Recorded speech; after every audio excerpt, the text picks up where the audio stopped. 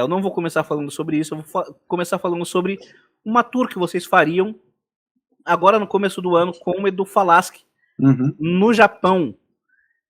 Como é que como é que foram as tratativas para que fosse fechada essa tour? Eu acho que seria a primeira tour mesmo da Northtail para divulgar o Eternal Flame. Isso. Como é que estava a expectativa?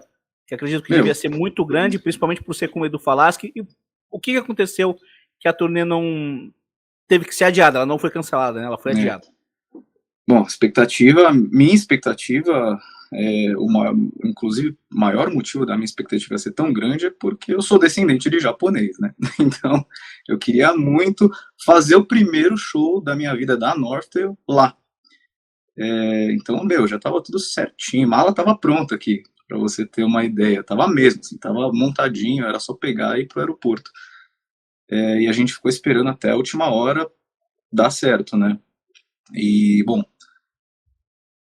novamente, da expectativa, eu já tenho uma relação muito próxima, muito íntima, né, com o Japão desde do começo da Traumer.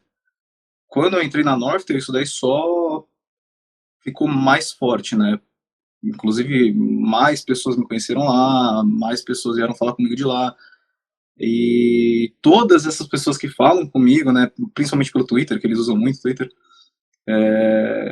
estavam esperando muito. Eles falam, vou pra ver vocês, vou pra ver a Northtail. Eu falei, puta, é legal, né? A gente é de co-headline, o pessoal tá indo pra ver a gente mesmo.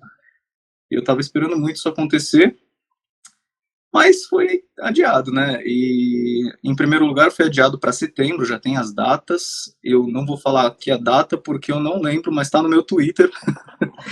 Mas é entre dia 15 e 18 de setembro que vão ser os shows. Eles foram remarcados nas duas cidades que ia acontecer, Tóquio e Osaka. São venues diferentes. Acredito que porque os originais, né, os venues que a gente ia tocar, não estavam disponíveis nessas datas. Mas vai acontecer em setembro, de qualquer forma. Espero que até lá a documentação esteja ok. O que aconteceu para não acontecer? A documentação não saiu. E não é nem visto negado, a gente não chegou nem a aplicar o visto aqui. No caso, aqui no Brasil, o pessoal que está de fora também não teve nem tempo para fazer isso, porque existe uma carta, um certificado, chama-se certificado de elegibilidade, que precisa vir do Japão para o país que você vai aplicar o visto, para você poder aplicar o visto. E ele só chega em papel. Não existe digital. Tinha na pandemia, parece, o digital, mas agora não existe mais. E isso não saiu. Por quê? Ninguém sabe dizer. Como o pessoal fala que... Eu falava, inclusive, que vocês que são de banda sabem de tudo. Quando fala que não sabe, porque sabe e não quer contar. Não, a gente realmente não sabe o que aconteceu. Simplesmente não saiu, não chegou aqui pro nosso empresário e não teve como nem aplicar pro visto, né? O passaporte nem chegou a ir pro consulado. E foi isso que aconteceu. E, bom, agora a gente espera que até, sei lá, começo de setembro isso daí esteja pronto e a gente consiga pegar o visto e partir. Mas foi isso, não saiu visto para ninguém. Absolutamente ninguém da tour. Que absurdo, cara, que pena. Deve ter sido uma frustração imensa para todo mundo, né? Foi porque a gente começa a estressar, né? Porque você tá... O show foi marcado, não lembro se foi em agosto, tipo um ano antes, assim, quase um ano antes da data que seria o show.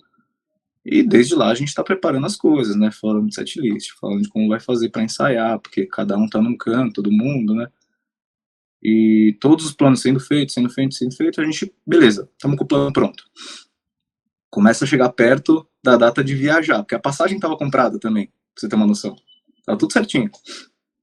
Começa a chegar perto da data que eu ia ser o primeiro aí, né? Então começa a chegar perto da data que eu ia viajar. Cadê o visto? O que a gente vai fazer agora? Vamos ver segundas opções. Só que eu ia, tipo, se eu não me engano, ia quase 10 dias antes. Eu ia dia 25, o show era dia 2, quase 10 dias antes eu ia chegar lá. Então aí a gente começa. O que a gente vai fazer? Qual que é o segundo plano? O que a gente vai fazer para ensaiar? Vamos diminuir o setlist porque não vai dar para ensaiar tal música? Começamos a bolar um monte de coisa.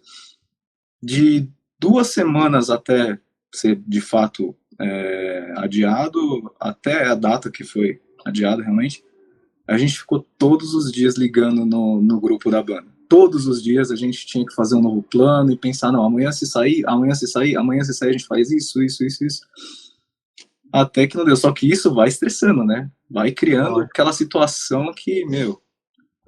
E pra um monte de gente somatiza de várias formas. Pra mim sempre somatiza na voz, que é onde não dá pra somatizar.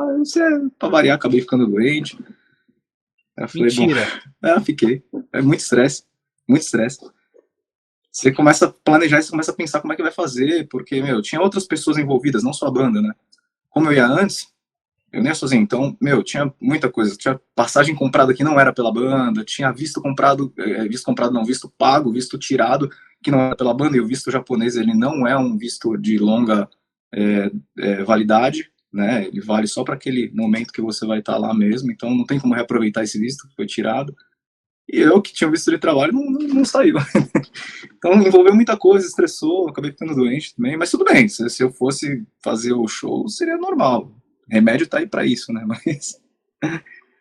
Você já tá melhor? Tô. Foi rapidinho. Isso daí... eu perdi a voz, né, basicamente. De estresse. Mas a voz cantada, né, não falada. Mas voltou, assim. Voltou, sem nem remédio... Em 3 dias voltou. Se eu tivesse o show, teria saído numa boa, assim. Mas tinha que tomar remédio, né? Inflamou a garganta, então não tem jeito. Eu verifiquei aqui no seu Twitter, os shows foram adiados para os dias 17 e 18 de setembro. Isso, obrigado. É que eu não consigo mexer, que eu tô no celular aqui.